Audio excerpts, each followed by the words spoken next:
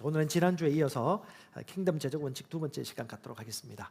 제가 지난주에 충청남도 공주에 갔다 왔습니다. 한 2, 3년 전에 2019년도죠. 2019년도에 대전에서 목회자 컨퍼런스가 그때 있었고, 그때 선교사나 목사님들이나 이런 셀리더분들 속으로 코칭하는 시간이 있었는데, 그때 연결된 분 중에 한 분이 이제 공주의 예담교회에 있는 목사님 부부예요. 이 부부가 참 아주 젠틀하십니다. 아주 부드러우시고, 그래서 처음에 속도가 좀 많이 느리기도 하셨어요.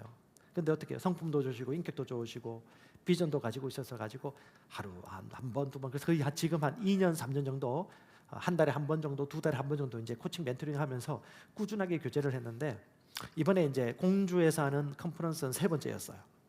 올해부터 시작했거든요. 세 번.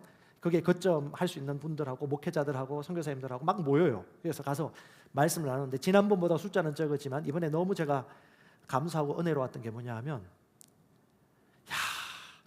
저 가정, 저 관계, 저 사람들이 변화될까? 제 한편으로는 이 믿음과 바람이 있으면서 또 한편으로는 물리적으로 시간을 재는 거죠. 얼마 걸릴까? 너무 감사했던 것이 변화되고 있더라고요. 가장 변화되고 있는 가장 큰 증거가 뭔지 아세요? 그분들 마음속에 평안이 보이더라고요. 여유가 있더라고요. 태평양 대서양이 보이기 시작하더라고요. 그럼 게임 끝난 거거든요. 어떤 주제든 간에 말씀이 그 안에 있다 보니까, 그래서 뭐든 자녀에 대한 문제, 남편에 대한 문제, 가정 경제에 대한 문제, 질병에 대한 문제 다 가지고 있어요. 없는 사람 누가 있겠습니까? 여러분 주변에 보면 다 있잖아요. 근데 여러분 뭘 하기보다도 그들 안에 믿음이 있더라고요. 그러니까 어떻게 해요? 평안이 보여요. 남편이 그 얘기 하더라고요. 자식 문제 때문에 힘겨워하고 좀 다음 과제라고 얘기할 때 남편이 지그시 자기 아내를 바라보면서, 그중에 오신 분 중에 한 분이 남편을 지그시 바라보면서 제가 감동 먹어가지고 이렇게 얘기하더라고요. 여보, 그 아이에 대해서 너무 걱정하지 말라고. 그리고 뭐라고 하는 줄 아세요? 당신이 내게 했던 것처럼 우리 아이한테도 그렇게 하라고. 그러니까 남편이 그 경험을 한 거예요. 복음의 능력. 아내가 남편을 바라보면서 품고 심었던 그 믿음, 똑같이 우리 자식들한테 하면 된다고. 제 3자 입장에서 그걸 옆에서 듣는데, 같이 함께하는 사람들이 너무 은혜로웠고 너무 감사했어요. 그러면서 생각했던 말씀이 사도행전 20장입니다. 제가 읽어드릴게요.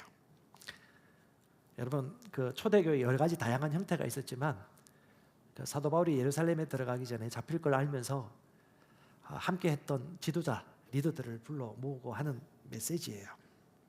28절에, 사도행전 20장 28절에 제가 한번 읽어드릴게요. 너희 자신과 온 양떼의 주의를 기울이라. 여러분, 어느 곳이든지 목자가 있고요, 양이 있습니다.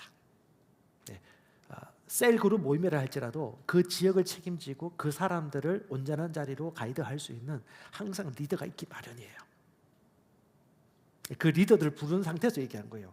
너희 자신과 온 양떼에게 주의를 기울여라. 둘 다. 성령님께서 너희를 그들의 감독자로 삼았고, 하나님의 교회, 자신의 피로 산 교회를 너희를 통해서 먹이겠다. 많은 이리와 사자들이 너희를 유혹하고 넘어뜨리고 할 것이다. 그래서 나는 여러분들과 얼마 동안 3년 밤낮이라고 그래요. 3년 밤낮 쉬지 않고 눈물로 각 사람을 훈계하던 것을 기억해라. 사도 바울은 그 리더들과 3년 밤낮, 시간으로 재면 잘 재지 못하겠어요. 그들과 함께 말씀을 먹고 하나님이 어떻게 사셨고 어떻게 생각했는지 그 사고방식을 다루는 그 믿음의 논의 과정을, 말씀을 내 생각과 일치시켜주는 그런 훈련 과정들을 주거니 받거니 하면서 3년 밤낮을 눈물을 흘리면서 함께했던 일정한 시간이 필요했던 것이죠. 그리고 난 다음에 이제 떠나니까 뭐라고 얘기하냐면 32절 얘기하는 거예요. 이제 내가 우리가 함께 나눴던 그 말씀에 여러분을 의탁합니다. 거룩한 심을 입은 여러분들 가운데 기업이 있을 것입니다. 이 말씀이 생각나더라고요. 작지만, 저는 3년 밤낮도 아니지만 주기적이고 정기적으로 이 복음 때문에 친밀하게 교제하고 있는 사람, 그룹, 그 사람들이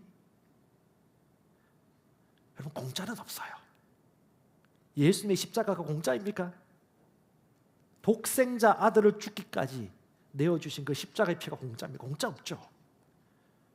사도 바울은 그 사랑을 받았기 때문에 그 사랑을 따라 믿음을 같이 나누고 교제했던 시간들이 있었기 때문에 이들이요 결국 이 말씀을 따라 복음 전파자가 되고 교회를 세우는 것이죠. 저도 다시 한번 저 자신을 보았습니다. 내가 정기적으로 꾸준히 만나는 그룹이 몇 명이지? 내가 정기적으로 그들과 진짜 3년 반남까지는 아니라 세 달 밤낮으로 만날 만큼의 시간량만큼 그들과 이 말씀과 믿음의 우정과 우리의 비전을 같이 나누면서 같이 눈물 흘리고 같이 기도하고 같이 즐거워하고 진짜 그 가정의 자식 때문에 진짜 그 가정의 경제 때문에 그 사안에 때문에 같이 기도하고 같이 기뻐하고 즐거워하는 이 사람들이 우리가 몇 명이 있는가? 이게 저는 이 말씀을 보면서 참 우리 사역과 삶의 본질이라는 생각을 다시 한번 생각했습니다. 여러분, 행복은 돈에 있지 않습니다. 행복은 관계에 있고요, 사랑 안에 있습니다. 그 사랑으로 하나님의 믿음이 역사하는 것입니다. 아멘. 우리 안에 있는 본성 줄기차게 흘러가죠. 이익을 구하기 위해서 만나는 것이 아닙니다. 그 영혼을 사랑하기 때문에, 그를 품고 있기 때문에. 그래서 여러분 하나님 말씀 보면 꼭 씨와 밭 이야기가 나와요. 씨가 스페르마는 단어인데요, 이 씨가 자손이란 말도 되고요, 정자란 말도 되고요, 하나님의 말씀을 얘기하는 것입니다. 씨는 밭에 심겨져요. 그러면 때가 되면 싹이 나고요, 물 주면요 열매를 거둬요. 이게 뭐예요? 심고 거두고 주고 받고 믿는 자가 말하고 실제를 거두고 하는, 이것이 뭐냐면 하나님이 주신 자연 법칙이자 영의 법칙이고, 그래서 우리가 태평양처럼 넓은 마음을 가지라는 것이 넓게 생각하고 넓게 바라보면요 하나님이 넓게 보응해 주시고 넓게 길을 열어주시기 때문에. 여러분, 우리 구성 동민이 아니잖아요. 그렇죠? 왕국 특별시민 아닙니까? 킹덤, 하나님의 백성. 할렐루야. 그래서 여러분 항상 기억하십시오. 오늘 이 재정에 대한 원칙을 오늘까지 일단 마무리하고요, 한 4-5가지 더 있는데 그건 다음에 또 중간중간 한번 할 건데, 여러분 돈에 포커스를 맞추지 마시고 그 돈이 왜 주어졌는지, 그리고 부에 대해서 어떻게 왜 접근해야 되는지 여러분 항상 여러분 고백하고 기억해야 될 것이, 따라서 나는 영입니다. 예, 영입니다. 영. 하나님도 영이고요, 우리도 영입니다. 영이라면 부부관계도 해결되어지고요, 영이라면요 재정 문제도 해결되어지고, 영이라면 이게 내 몸에 있는 이 육체의 어떤 약함이나 이런 부분들도 결국은 점점점 회복되어지고 해결되어집니다. 그리고 여러분 하나님은 사랑이십니다. 아멘. 예, 사랑이 우리 안에서 역사해요. 사랑은 이깁니다. 사랑은 치유하고요, 사랑은 회복시킵니다. 사랑이 never, love never fail이에요. 결코 실패하지 않아요. 사랑은 결코 떨어지지 않는다고 말씀합니다. 믿음도 예언도 방언도 다 있다 할지라도 울리는 사랑이 없으면 아무것도 아니라는 말씀이 바로 이 진리입니다. 그리고 여러분 기억하십시오. 하나님은 생명입니다. 생명이 있기 때문에 살아나는 겁니다. 생명을 의식하면 걱정할 필요 없는 거예요. 생명은 배가 하고요, 생명은 풀어 솟게 합니다. 생명은 하나님이 예배하신 식탁을 먹게 합니다. 아멘. 그래서 우리가 생각해야 될 것은 어떤 눈에 보이는 이 단어보다도 하나님이 영이고, 하나님이 나의 권능이고, 하나님이 나의 생명이고, 하나님이 내게 주신 삶을 살아가는 것이 진짜 성공이다. 이것이 진짜 내 삶을 가장 행복하게 사는 최고의 부르심이다. 왜냐? 사도 바울이 왜 죽지 않고 하늘나라에 죽지 않고 하늘나라 가지 않고 이 땅에 있었느냐? 사도 바울이, 제가 미리 결론을 얘기합니다. 뭐라고 얘기하느냐? 마지막에 여러분 주보에 나와 있는데 마지막에 뭐라고 얘기하면 이렇게 얘기합니다. 너희 믿음의 진보와 기쁨을 위하여 내가 이 땅에서 살아있다. 아직 난 아직 안 간 이유가 뭐냐? 내가 너희 믿음의 진보와 기쁨을 위하여, 그 모든 것을 위하여 다른 모든 것들이 하나님께서 부차적으로 붙여주신 거예요. 이것이 결론 난 사람이라면 사업을 하든 어떤 일을 하든 간에 결코 걱정할 필요가 없고, 그 안에는 하나님이 주시는 영원한 평강이 그를 주장합니다. 할렐루야. 예, 둘째 원칙은요, 부의 기준을 하나님께 찾으시기 바랍니다. 부란 무엇일까요? 선한 일들을 하는데 결핍이 없는 상태가 부입니다. 하나님이 각 사람에게 맡겨주신 일들을 위하여 넉넉히 쓸 수 있는 결핍이 없는 그 상태가 바로 부입니다. 그리고 그것을 지속적으로 끊이지 않고 주님 오시는 그날까지 할 수 있는 그 상태가 바로 부입니다. 그래서 여러분 저와 여러분들은 부의 근원이신 하나님이 어떤 본질을 가지고 있는지를 기억하시면 좋아요. 본질이 뭘까요? 하나님이 어떤 본질을 가지고 계십니까? 하나님은 사랑입니다. 하나님은 의이십니다. 아멘. 그러면 우리가 하나님의 부를 알고 누리고 적용하는 자는 우리가 그것을 사용하면 사용할수록 하나님의 사랑이 드러나고 하나님의 공의가 이 땅 가운데 나타나고 하나님이 사랑이라는 것을 깨닫도록 우리가 돈을 지혜롭게 사용하는 것이 마땅한 부르심입니다. 주님은 돈보다 더 크신 아들을 이 땅에 보내셨어요. 아멘. 그러므로 지금 눈앞에 보이는 것 왈가불가 하면서 애쓰지 마시고 멀리 넓게 보시기 바랍니다. 5년, 10년, 15년 마지막 주님 품에 안길 때 주님 내가 이 땅에서 뭐 하다 살다 왔니? 사랑이 중요하고 관계가 중요하고 의가 중요합니다. 그것이 바로 본질입니다. 그래서 주님께서 이렇게 말씀하셨습니다. 하나가 땅의 모든 것을 너에게 줄 뿐 아니라 뭐요? 내가 세상 끝날까지 너희와 함께하리라. 그것이 영원한 것이기 때문에 여러분 이 부의 근원과 부의 기준을 기억하시기 바랍니다. 자, 전도서 10장 19절입니다. 같이 읽어보겠습니다. 잔치는 희락을 위하여 베푸는 것이요 포도주는 생명을 기쁘게 하는 것이나 돈은 범사에 이용되느니라. 자, 이 말의 의미를 여러분 잘 살펴보시면 알겠지만 돈의 가치를 무시하지 마라. 다른 번역본은 모든 것에 돈이 쓸모가 있는 모양새다. RSV는 돈은 모든 것에 대답해 준다라는 의미예요. 어디는 해결책이라고 얘기하는데 돈을 우습게 여기시면 안 됩니다. 다른 말로 돈을 하찮게 여기거나 육신적으로 여기지 말라는 거예요. 극단으로 가지 말라는 것입니다. 돈은 모든 것에 쓸모가 있고 쓸모가 있기 때문에 하나님이 피조 세계에 물질로 주신 것이기 때문에 돈은 감정도 없고 도덕도 없어요.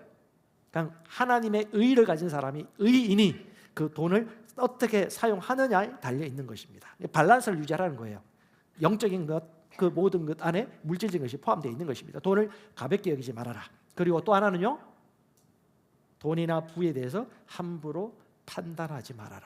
그 다음 10장 20절 나중에 성경 보시면 아시겠지만 하나님이 이런 말씀하십니다. 왕을 마음속으로라도 저주하지 말아라. 침실에서라도 부자를 함부로 저주하지 말아라. 너 저주하는 그 소리가 다 들린다. 왜 하나님이 이런 말씀하셨을까요? 그들은 판단받을 대상이 아니다. 네가 판단할 대상이 아니다. 그러니까 너가 그 판단하는 마음을 가지고 있다는 거예요. 그래서 이 마음을 좀 많이 가지고 있는 편이에요. 이 판단하는 마음 버렸다고 하는데 스물스물 올라와요. 스물스물. 율법적이거나 종교적인 것이 쫙 올라오면요, 이 종교적인 희생과 열심을 얘기할 때 이게 스물스물 동의를 해요. 동의하면서 그래, 난 돈보다 하나님이지. 근데 그 이면에는요, 어떤 제대로 고백하는 사람들이 있지만 어떤 분들은요 합리화시켜요. 그렇게는 하지 말라는 거예요. 자, 잠언 19장 21절. 사람은 많은 계획이 가지고 있다 할지라도 오직 무엇이 서리라? 여호와의 뜻만이 완전히 서리라. 여러분, 우리가 주님과 연결되어 있다면 우리가 쓰는 모든 돈의 재정과 지출과 모든 부분들이 하나님의 뜻과 하나님의 완전한 계획 가운데 연결되어 있습니다. 그리고요, 그것은 사람을 살리는 데 쓰임받게 되어집니다. 여호와의 계획함이, 여호와를 경외하면 어디에 있다? 생명에 이르게 합니다. 아멘. 예, 우리의 근원이 하나님이시고 우리 안에 있는 본성이 하나님이시고 생명이시고 그 생명을 통해 하나님이 이 재물을 쓸 때도 벌 때도 하나님의 사랑과 공의가 나타나도록 계획하셨어요. 요한 1서 4장 16절을 하나님은 뭐다? 사랑이라. 근데 여러분, 돈 때문에 싸우지 마십시오. 싸울 일이 아니고요, 결핍이 있으면 결핍을 채우시면 되는 겁니다. 애 교육 때문에 왜 싸우십니까? 관계가 중요합니다.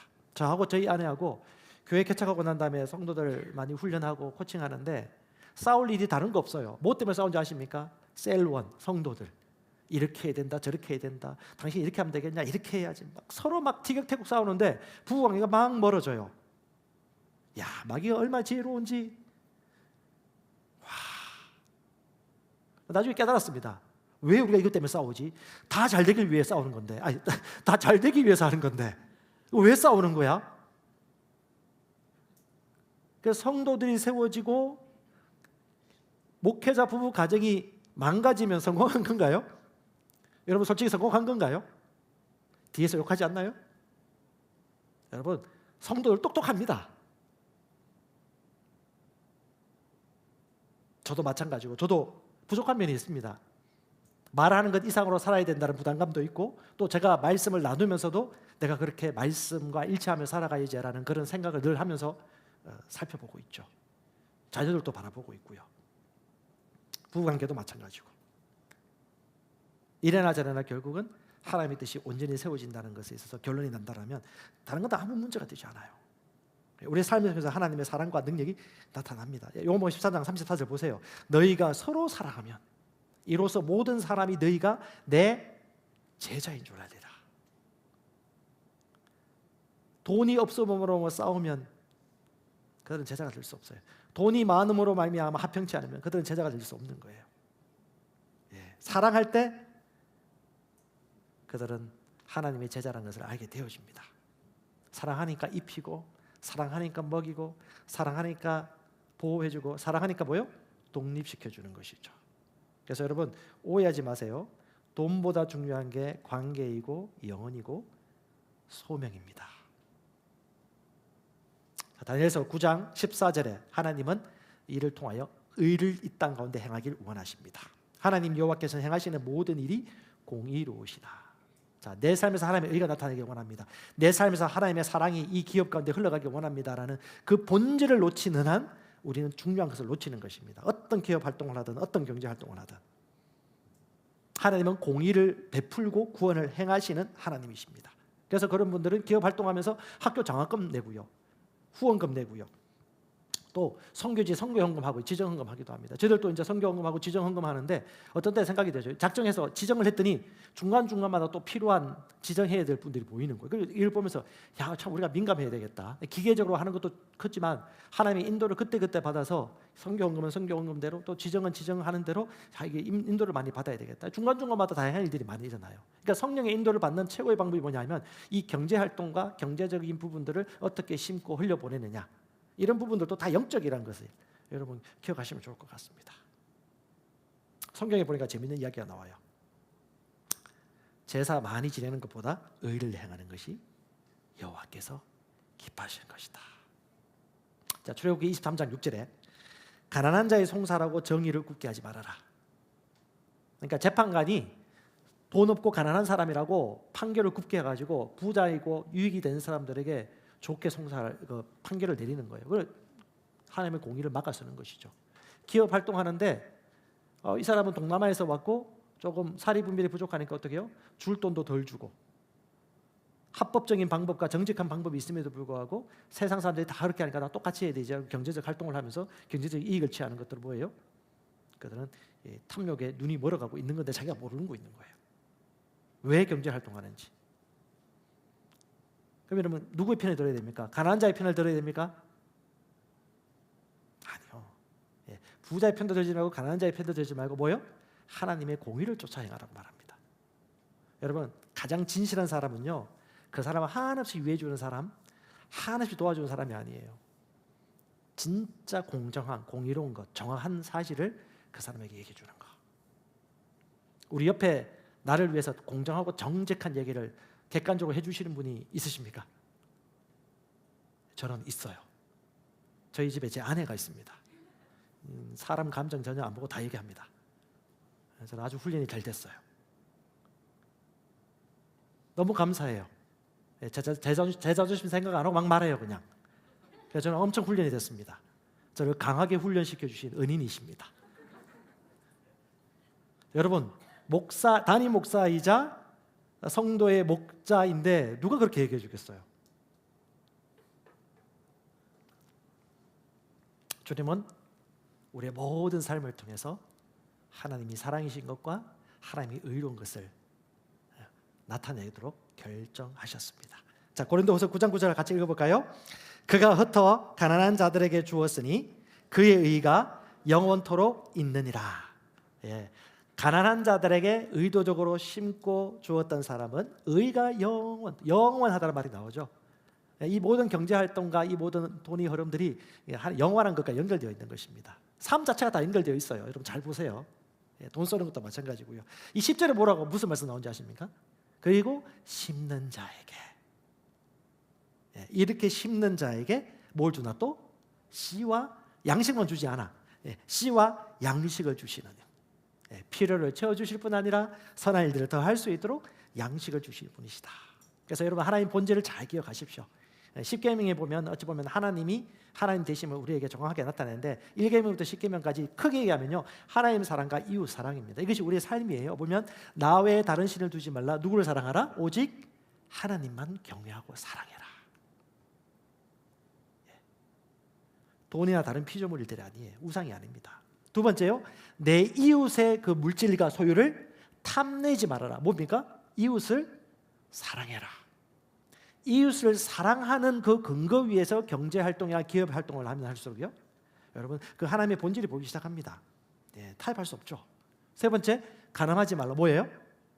외도라든가 간음이라든가 순결을 지켜라. 왜? 네 아내를 네 몸과 같이 사랑해라. 네 남편을 네 몸과 같이 사랑해라. 요즘 같은 경우에 얼마나 성적으로 지금 문란합니까? 간통죄가 폐지되면서 이 죄가 합법이 됐잖아요. 그러니까 사람들이 어떻게 해요? 하나님은 합법이라고 한 적이 없는데 인간 법률이 합법이라고 하니까 죄의식이 없어져요. 죄의식이 없어지면요, 죄를 당돌하게 짓기 시작하죠. 그런데 이 문제가 뭐냐? 거룩한 교회가 이 세상 사람들의 가치관에 오염돼가지고 똑같이 생각하는 거예요. 하나님 사랑, 이웃 사랑, 네 아내를 사랑하라. 마지막에요, 네 부모를 공경해라. 그래서 어떻게 해요? 여러분들은 불신자보다 더 악한 자가 아니잖아요. 그래서 당연히 자녀로서 내 부모가 필요한 것이 있으면 부양해주고 필요를 채워주고, 그래서 필요를 채워주고 하다 보니까 참 느끼는 게 뭐냐면 자녀를 한 명 놓으면 너무 부담이 세요. 자녀를 2명이서 낳았으면 좋겠고 부담이 별로 없어요. 저희들도 가정들 십시일반 모아가지고 매달마다 정기적으로 계획하듯이 이렇게 돈을 모아서 어머니 간병비라든가 이런 것들을 쓰고 있거든요. 제가 좀 충격적인 얘기를 들었는데, 저희 누님을 만난 막내 누님입니다. 저를 아껴줬던 누님인데, 이 누님이 저희 아내하고 다 같이 얘기를 하다가 우연히 나온 얘기인데, 다시 태어나서 결혼할 거면 결혼할 거냐고 물어봤어요. 여러분 대한민국 지금 출산율이 얼마인지 아십니까? 0.8 얼마였는데 얼마 뒤에 0.7 얼마로 떨어졌어요.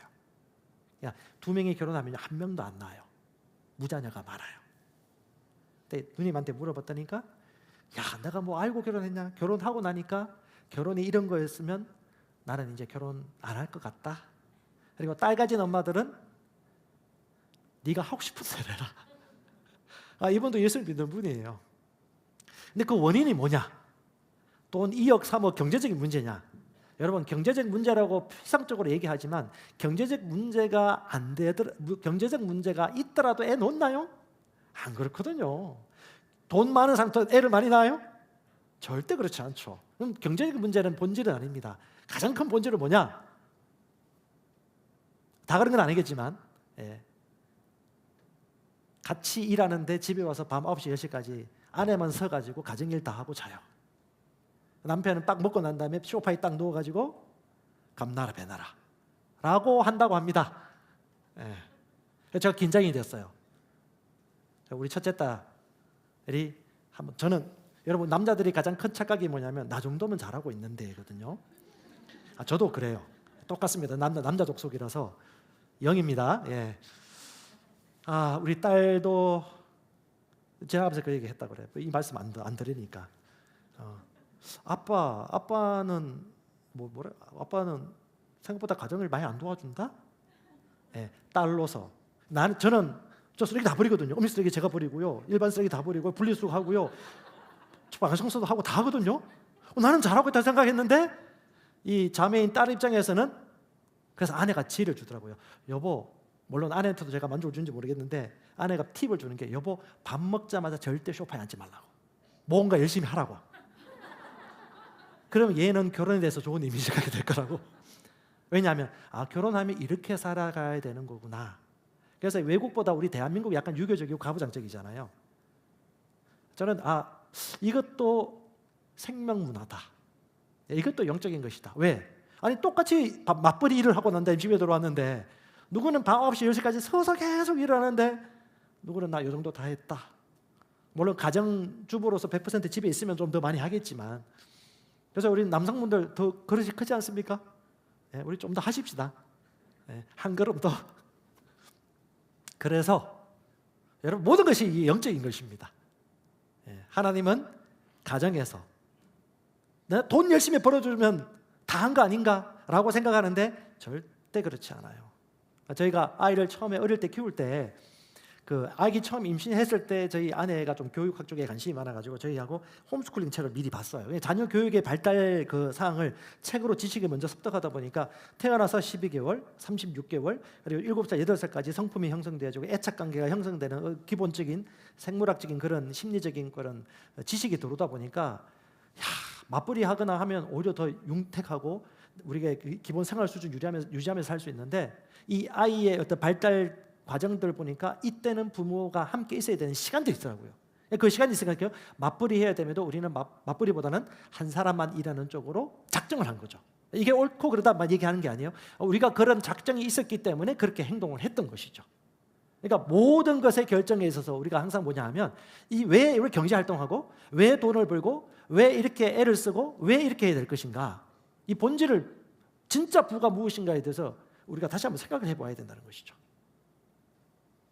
하나님의 의, 하나님의 사랑이 우리의 모든 삶의 경제활동과 우리의 행동을 통해서 드러납니다.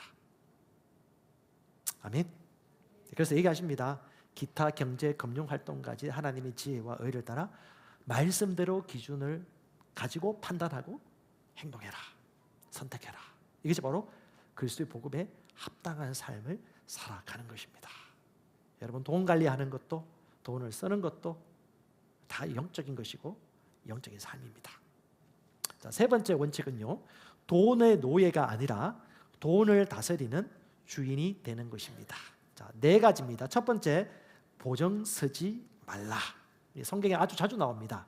보증을 서는 것은 내가 내 삶을 주관하기보다는 그 사람이 만들어 온 인생의 시스템에 내가 들어가는 것입니다. 그냥 착한 일 하는 게 아니에요. 그 사람이 만들어 놓은 그 사람의 인생 시스템 안에 내가 종속되어지는 것입니다. 그래서 남의 보증을 쓴 사람은 뭐라고 나와 있죠? 성경 읽어볼까요? 시작. 남의 보증을 선 사람은 자기의 옷을 잡혀야 하고 모르는 사람의 보증을 선 사람은 자기 몸을 잡혀야 한다. 예, 세 번역본인데요. 잠언 6장도 동일하게 나와 있는데, 이 말은 뭐예요? 보증 서거나 착한 마음으로 돈을 빌려주거나 이런 관계가 맺으면요, 내 옷을 주고 내 몸까지 준다는 걸 알고 주라는 얘기예요. 너무 힘들어. 지금 이 상황만 금방 해결하면 다 될 거거든. 조금만 도와줄래?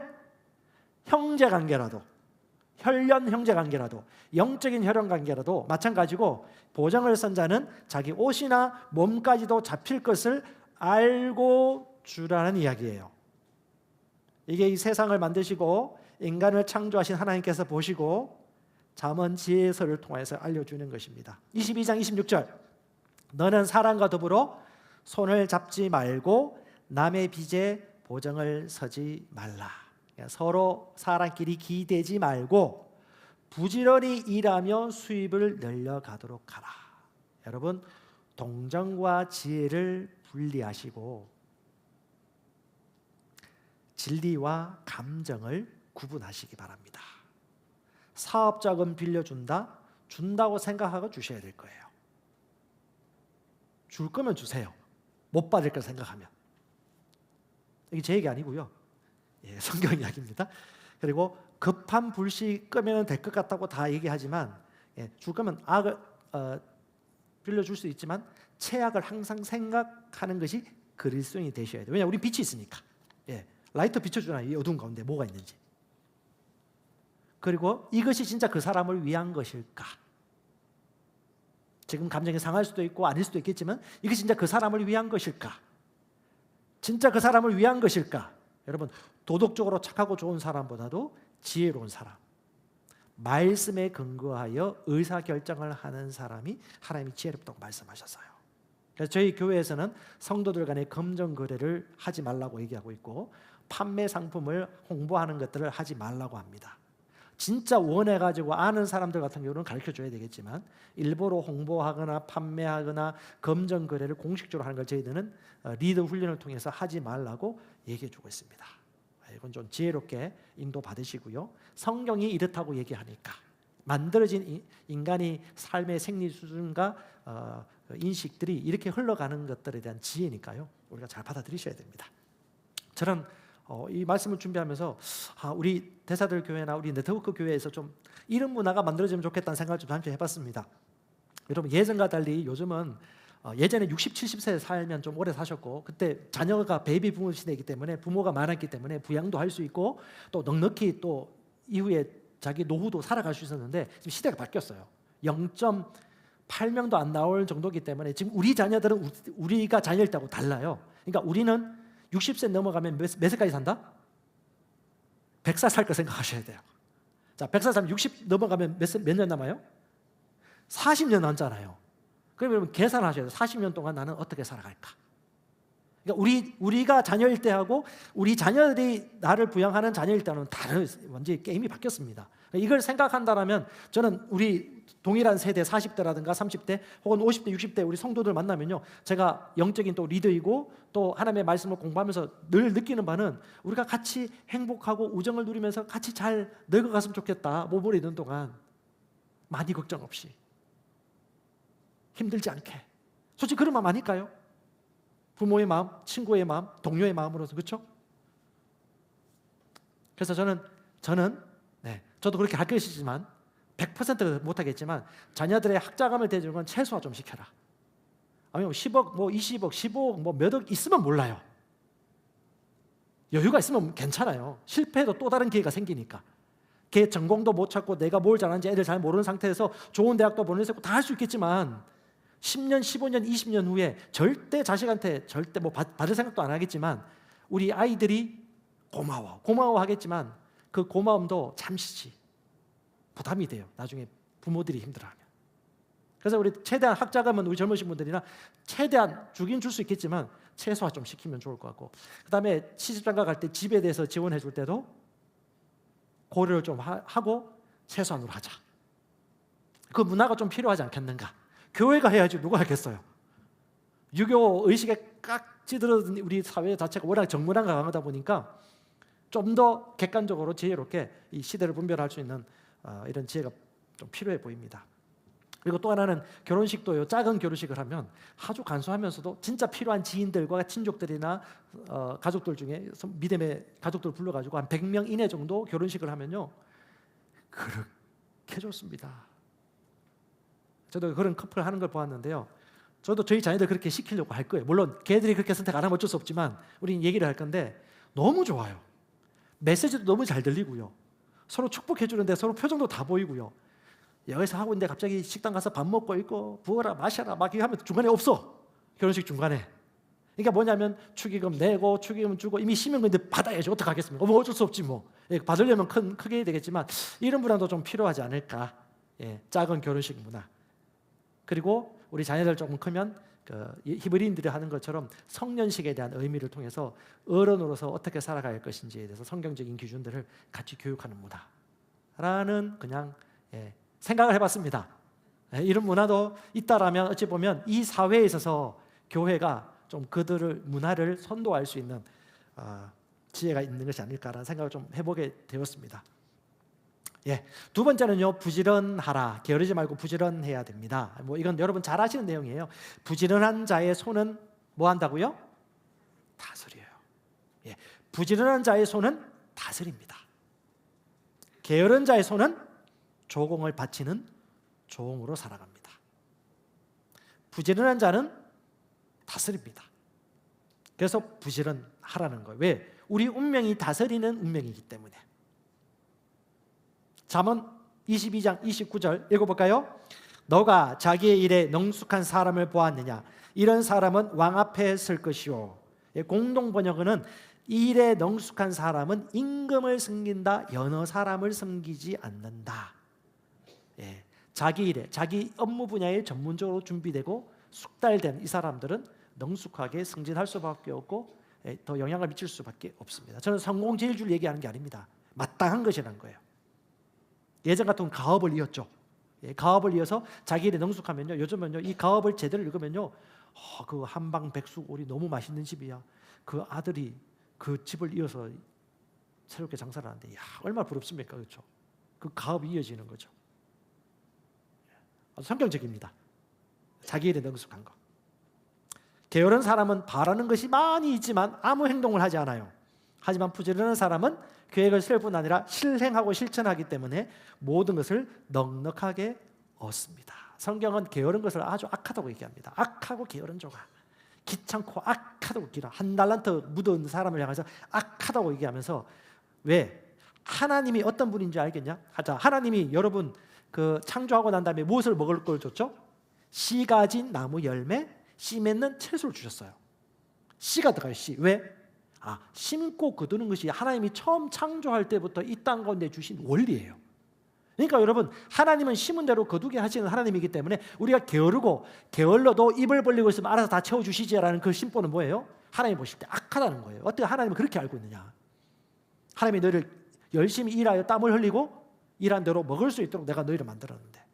그래서 여러분, 현 세대가 오는 우리 그리스도인들은 60세, 70세, 80세 되더라도 저도 마찬가지지만 놀 생각은 하지 말고 끝까지 일한다, 끝까지 공부한다 라는 마인드를 갖는 것이 합당한 겁니다. 왜냐하면 하나님이 우리 믿는 자들에게 주신 소명과 부르심이 우리가 먼저 포기해버리면 자원도 다 끊어져요. 근데 내가 작정을 하면요, 하나님이 길을 열어주십니다. 그것이 뭐냐? 믿음의 법칙이고요, 우리가 원하고 바라는 것들을 따라 믿음으로 삶을 다스리는 모습입니다. 그래서 여러분, 하나님이 일하실 수 있는 기회를 우리가 끊으시면 안 되는 겁니다. 게으른 뱅이는 씨 뿌리는 시기예요. 근데 씨를 안 뿌려요. 그러니까 어떻게 해요? 밭을 갈지 않으니 수수할 때가 되어도 거둘 일이 없다. 그래서 많이 있을 때 뭘 하려고 하기보다는 작을 때부터 필요한 곳에 씨를 심고 노동과 심는 것을 같이 병행하는 것이 지혜롭습니다. 특별히 여러분, 9시 출근해서 5시나 6시에 돌아오는 이 패턴을 나이 들어도 해야 되겠다라고 지금부터 마음먹으면 준비되어집니다. 그리고요, 끊임없이 젊은 사람으로 살아갈 수가 있습니다. 이 뇌가요, 참 신기한 게, 이 뇌가 옳고 그른 그 개념은 가지고 있지 않아요. 그냥 뇌에서 명령하는 대로 온몸이 따라가거든요. 나는 늙었어 하면요, 이 몸이 같이 늙어요, 더 빨리. 난 이제 은퇴하면 진짜 다 몸이 다 은퇴해요. 몸이 은퇴하면 뭐예요? 빨리 늙죠. 하나님이 만드신 창조 원리가 그렇습니다. 시간이 없어서 개인 수기까지는 얘기하지 않겠는데요, 3년 동안 공무원 생활 수십 년 하고 난 다음에 연금이 잘 나와가지고 이분이 3년 동안, 3개월 동안 열심히 먹고 쓰고 놀아보자. 너무 열심히 일했으니까 3개월 동안 놀았는데 해보니까 6개월 되기 3개월 되니까 질리더래요. 가장 힘든 게 나이, 제 얘기는 아니고요, 이분들의 수기인데, 눈 뜨고 일어나서 물어봐요. 오늘 뭐 할까? 오늘 뭐 할까? 저는 그 생각해봐요. 예수님과 바울이 만약에 오래 시간을 하나님께서 살도록 하셔가지고 60세, 70세 됐을 때 예수님은 오늘 일어나면서 오늘 뭐 할까 하셨을까? 바울은 오늘 뭐 해야 될까 하다가 이런 고민을 한 거죠. 그런 고민이 들더래요. 근데 이게 그렇게 착하고 선한 아내가 밖에 안 나가고 집에 있다 보니까 자꾸 이 양반 오늘도 안 나가나. 이건 제 얘기 아니고 수기 이야기예요. 이런 얘기 하다가 너무 가시방석이라 가지고 취업자를 알아본 거예요. 60 은퇴한 이후에 취업자를 알아봤는데 취업이 잘 안 돼요. 나이도 있고. 근데 두들기라 그러면 열일이라. 계속 두들기니까 주간 노인보호요양센터에서 면접 보러 가죠. 면접 보고 난 다음에 거기 들어가서 노인들 이게 그 차로 운전해주고 같이 보조 활동해주고 같이 놀아주고 하는 걸 했는데, 여러분 이 노인보호요양센터도 경쟁이래요. 막 좋은 데 옮긴대요. 소리 소문 나가지고. 근데 이분이 거기 가서 핫 다크호스로 뛰어오른 거예요. 이 사람이 막 너무 잘해줘가지고 막 소문이 나서 옆에 있는 주간 요양보호센터 사람들이 막 이쪽으로 밀려와가지고 제2의 인생을 살았더라 라는 이야기인데, 제가 매일 배꼽 잡고 웃었던 게, 이분이 마지막 수기를 뭐라고 적었는지 아십니까? 그렇게 무섭던 아내가 천사로 바뀌었다. 많은 돈 버는 게 아니에요. 월 60인가 70 벌고 의료보험 이렇게 나가는데 용돈 벌면서 하는데, 그러니까 아내도 아내의 주신 부르심을 내가 살고 싶은데 이 아내 남편 옆에 있으면 자꾸 옆에서 챙겨줘야 되고 하는 자기 시간이 없는 거예요. 제가 지난주에 얘기했지만 한 7대3 정도면 좋지 않겠는가. 같이 있는 시간 3, 떨어져서 자기 불심을 따라 살아가는 사람 7. 그럼 어떻게 해요? 우리 김영석 교수님 지금 103세신데 지금 그분이 일어나서 오늘 뭐 할까 이럴까요? 그분이 그렇게 심었거든요. 그분은 80세, 90세 때도요. 그렇게 늦게까지 세미나 하고 난 다음에 집에 올 때도 그렇게 피곤한데 주변 동료들이 어디가? 아, 나 운동하러 가 해서 수영하러 가신 분이세요. 그러니까 얼마나 철저한 자기 관리하시는지 제가 보니까 야, 이 체력은 진짜 부지런한 사람이 관리하지 게으르면 관리가 안 돼요. 이제 하나님께서 하신 말씀이 부지런한 자는 뭐 한다? 다스린다. 가난한 자는 게으른 자는 종이 된다니까요. 참 성경이 참 성경이에요, 그렇죠? 진리입니다. 자, 세 번째 빚지지 않는 것입니다. 빚지지 말라. 빚지지 않는 경우는요, 지금 쓰임새보다 빚질 것 같으면 수입을 늘리든지 아니면 지출을 줄이든지 있는 범위 내에서 써야 되는데 보통 그렇지 않다는 거죠. 자, 잠언 22장 7절입니다. 같이 읽어볼까요? 부자는 가난한 자를 주관하고 빚진 자는 채주의 종이 된다. 정확하게 얘기하죠. 부자가 가난한 자를 주관하고 빚을 진 자는 누구의 종? 돈을 가진 자의 종이 됩니다. 그래서 여러분 생각하세요. 예산 없는 지출이 가난하게 하는 겁니다. 그러니까 예산 계획을 세우는 게 중요해요. 그러니까 부부끼리 만약에 아직까지 우리 한 달 동안 얼마 어떻게 쓰고 있는지 모르겠으면 한번 그 머리맡에 앉아가지고 종이를 꺼내가지고 지출 내역을 다 정리해 보세요. 반드시 필요합니다. 한 번씩 업그레이드 해야 되고요. 지출 정리 다 하고 난 다음에 어디에 쓰고 있고 좀 아낄 수 있는 거, 제대로 쓰고 있는 거, 이거 가지고 지출 항목이 정확하게 나오면 예산을 세울 수 있죠. 그럼 그 예산을 세운 대로 가능하면 살아갈 수 있도록 부부끼리 서로 사랑 안에서 서로 관심 가져주고 감시하면서 이렇게 경영을 하는 게 필요합니다. 두 번째, 가진 돈 넘어 지출하면 가난해집니다. 가지고 있는 돈 안에서 써야 되겠죠. 그 이상은 탐욕이고요. 또 자기 경영에 무너지는 것입니다. 충동 구매. 진짜 필요 없는 건데 남들 다 사니까 사고 할인율이 높으니까 갑자기 막 손이 막 가고 안 써도 될 것을 막 쓰게 되죠. 그리고 카드, 특별히 카드 무분별하게 쓰실 때 카드 쓰면 예산 계획 세우는 게 다 무너집니다. 카드보다는 가능하면 체크카드, 그리고 카드를 쓰더라도 적절하게 그 부분들을 통제할 수 있을 범위 정도로 우리 그리스도인들이 우리 여러분 직장 불신자 동료들에게 이걸 가르쳐 주셔야 돼요. 재물은 이렇게 관리하는 거예요. 왜? 그들의 필요거든요. 안 그렇습니까? 내가 똑같이 이 세상에 살고 있는데 생명을 가진 우리가 인생을 경영하는 방법을 재정, 건강관리 모든 분야에서 오늘 또 법화산 올라갔다 등산하고 왔어요. 야, 우리 김준호 목사님 여러분 거의 매일 새벽에 딱 한 1시간 정도 넘게 갔다 오시거든요. 이야, 기계 같으세요 진짜. 제가 볼 때. 그래서 새벽에 가면 한 번씩 만나는데 요즘 제가 새벽에 안 가니까 못 만나지 못하는데 야, 그 이제 70대신데 웬만한 20대 청년보다도 걸음이 빠르고요. 체력이 좋으세요. 관리죠, 관리. 재정도 관리, 마음도 관리, 건강도 관리. 자기가 경영하는 것이죠. 그리고 미래 대비책을 미리 준비해서 재정도 아끼고 전략 저축도 하고 또 필요한 것들을 위해서 장기적으로 투자도 하고 하는 이런 부분들 속에서 우리가 무지하기보다는 꿈을 꾸고 그 꿈에 대한 계획을 세우고 계획 세운 것에 대해서 실천하는 그런 삶을 살아가는 것이 마땅한 겁니다. 이건 뭐 여러분 잘 아는 주제니까요. 마지막 네 번째는 고백합시다. 평생 공부합시다. 자, 공부 싫어하시는 분들 좀 이해합니다. 근데 공부하셔야 돼요. 운동 공부 잘하시면 운동 공부하시고요.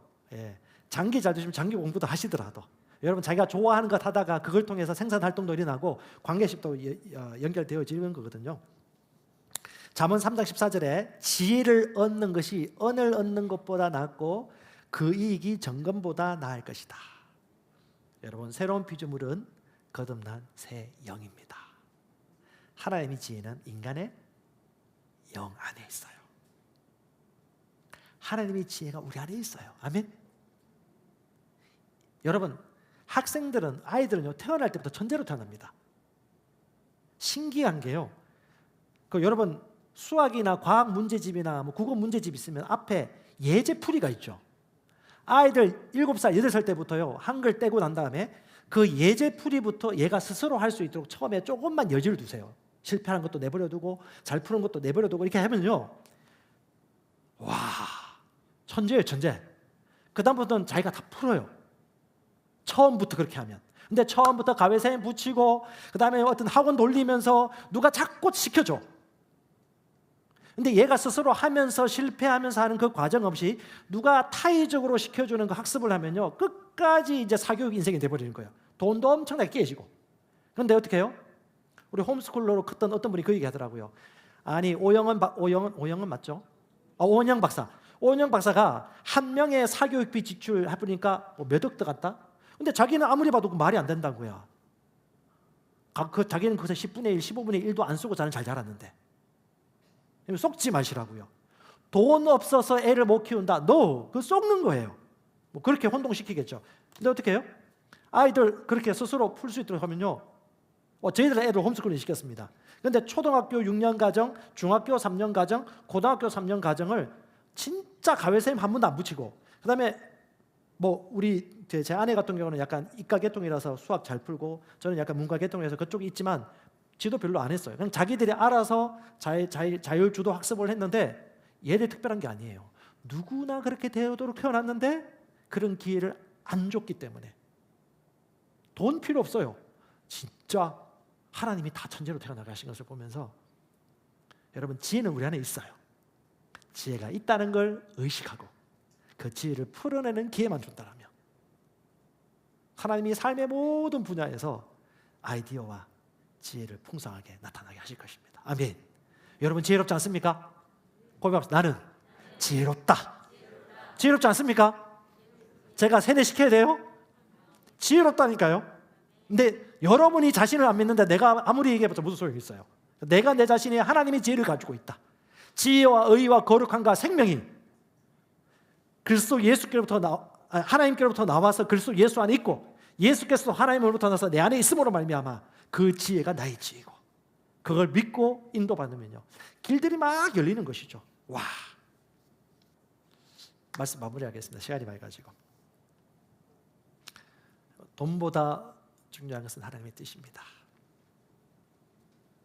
복음에 합당한 삶입니다. 진짜 부여가 무엇인지 생각해 보십시오. 사도 바울이 마지막 그런 편지를 쓰면서, 빌립보서 여러분 아시겠지만 옥중서신 아닙니까? 이렇게 얘기합니다. 너희 믿음의 진보와 기쁨을 위하여 나는 이 땅에 살고 있다. 여러분, 사람이 보물이고 영혼이 보물이고 사명이 보물입니다. 이 보물을 인생을 살도록 하나님께서 모든 것을 공급하고 있다는 것을 꼭 기억하시고, 내가 하나님을 아는 만큼 여러분 부유하게 살 것이고, 하나님을 아는 만큼 부유한 인생을 창조할 것입니다. 아멘. 저는 다른 발음이 아니에요. 이 말씀 안에 다 들어있어요. 골로새서 1장 9절 10절 같이 말씀하고요, 같이 기도하십시다. 같이 읽겠습니다.